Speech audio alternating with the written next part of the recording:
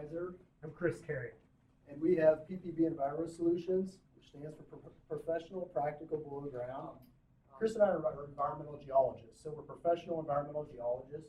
We got our start in the state of Kansas here working for KDHE, so we were regulators for 10 years. Chris used to be my boss, now I'm his boss. And we saw a niche where private industry was lacking in terms of they were struggling with strategies to get from point A to point B through all the confusing regulations and such. And Chris and I did this for 10 years, and so we jumped off the cliff.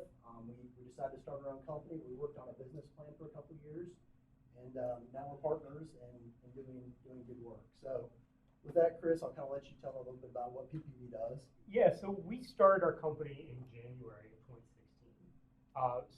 At that time, we were primarily doing a lot of the background stuff that we need to do to get the business up and running. And we quit our jobs and went full-time with ppB at the 1st of June.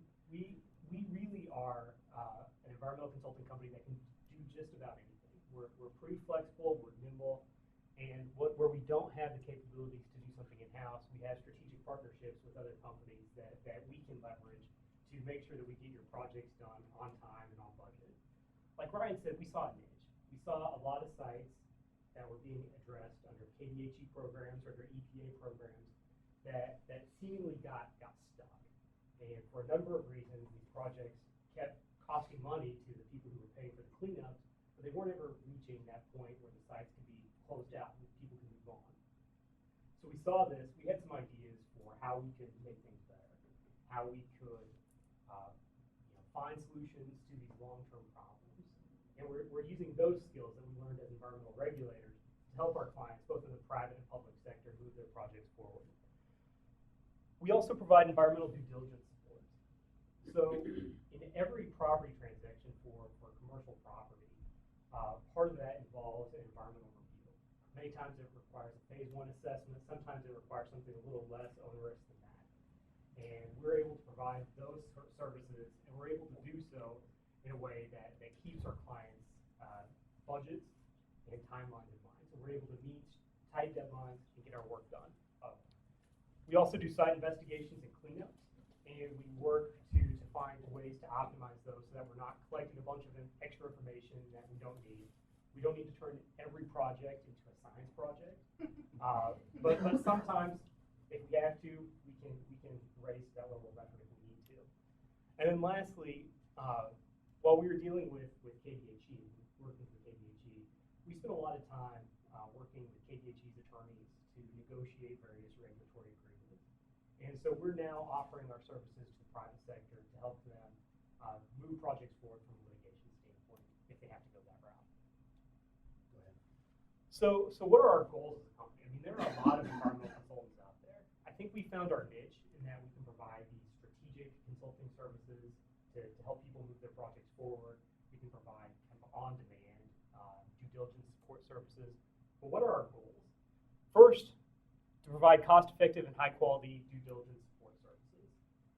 Our second goal is to use our knowledge and experience that we've developed through our time at KDHE and elsewhere to develop strategies that create value for our clients and keep projects moving forward.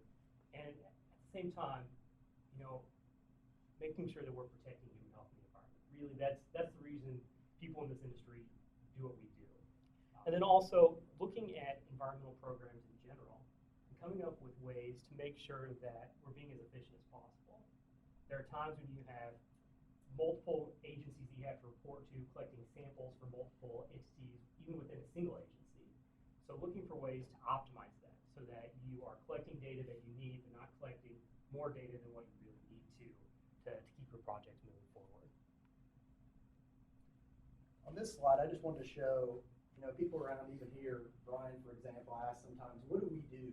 Like, what do you guys, I understand you're environmental people, but what do you do? And this picture just shows the multitude of just the various different types of things that create contamination that Chris and I deal with. So we deal with a lot of gas station type activities where, underground tanks have leaked, landfills. We deal with a lot of agribusiness type contamination, nitrates, wastewater lagoons can create contamination. So this is just a good picture that kind of shows just all the various types of contamination that are out there that a lot of people don't realize create to the, the most important thing is the fresh drinking water that we all depend on every day. So that's really Chris and I's goal is to make sure that waters of the state are protected and to come up with ways to do that efficiently. How exactly do you distinguish what you guys do from the firms that are already out there? From there are a few things that differentiate us. From the cleanup side, we're, like you said, leveraging that regulatory knowledge and experience to find ways to clean up sites that maybe hadn't been contemplated before. We saw solutions, we saw tons of solutions that the various consultants have prepared over the years. We saw what worked and what didn't. And so we're able to use that along with our understanding of what the laws are, what the actual requirements are, to come up with ways